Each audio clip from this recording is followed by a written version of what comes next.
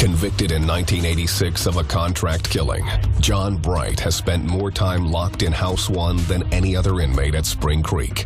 12 years. He's been back in general population for just 8 months.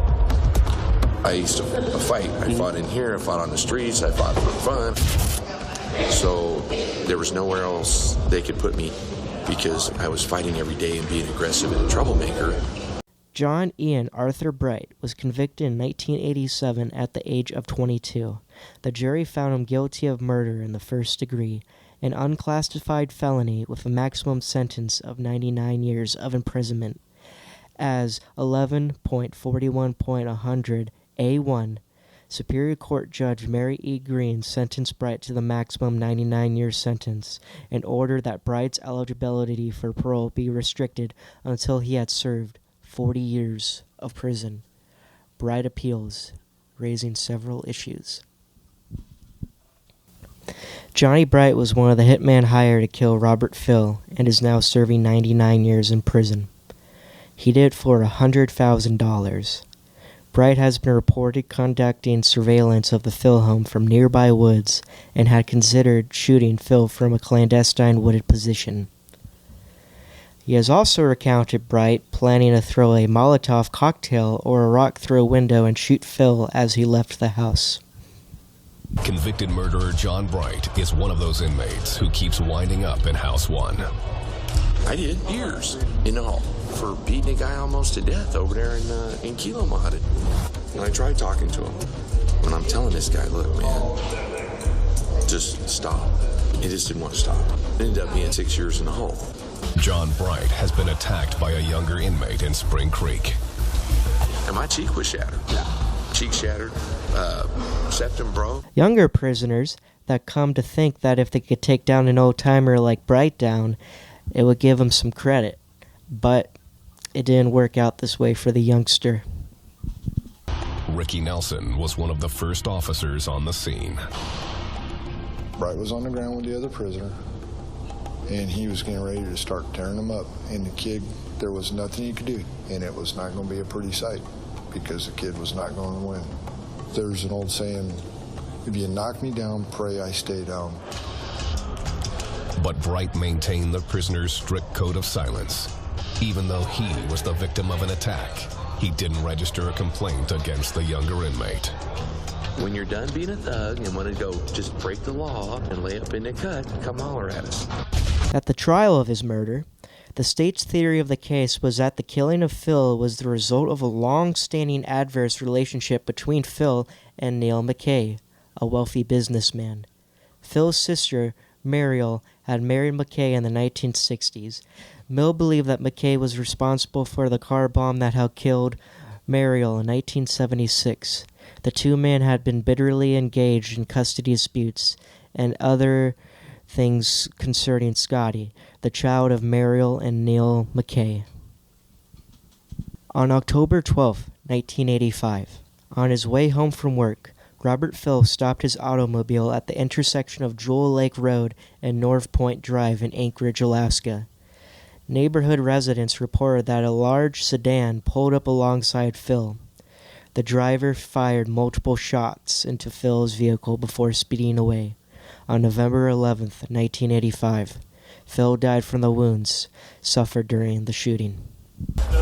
You're in prison. You put a bunch of kids, boys, men, young men in prison together on a postage stamp for years.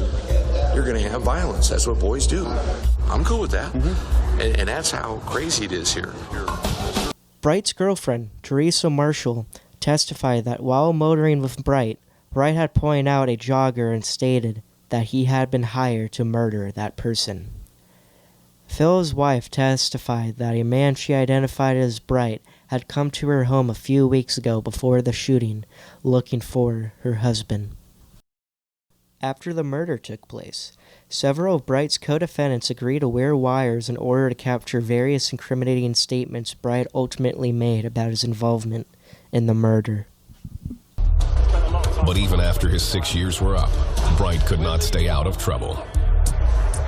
He spent another 6 years in segregation for fighting. Just recently, when he was put back in general population, he claims prison officials gave him a final warning.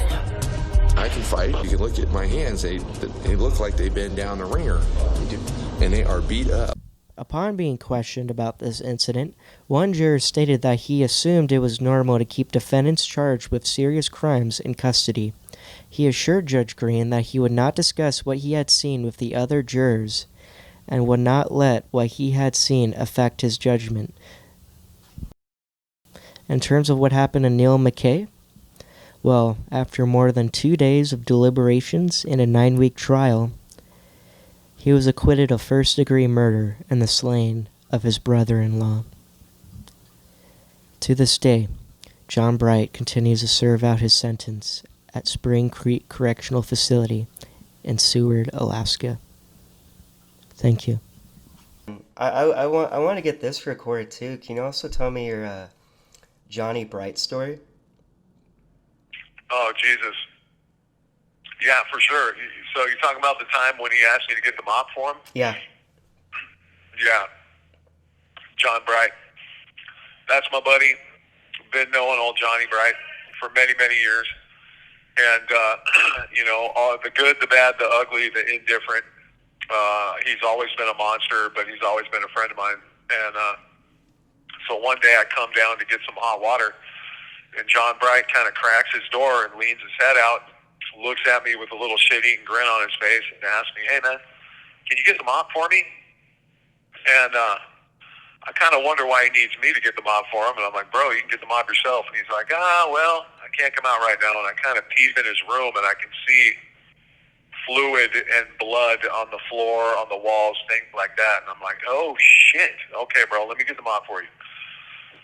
So I go down and get the mop and get the setup, and I bring it back and park the shit outside of his door and let him know that I got the mop for him. He's like, "Hey, you want to see something pretty cool?" And I was like, "Yeah, bro, what's up?" And he opens the door and points at the ceiling, and I can see stamped into the ceiling of his cell the full-blown outline of a human being in blood, where he had, whoever it was that he had stomped the fuck out in his room, he had lifted him over his head and pressed him against the ceiling of the cell before dropping him back full-bodied on the floor.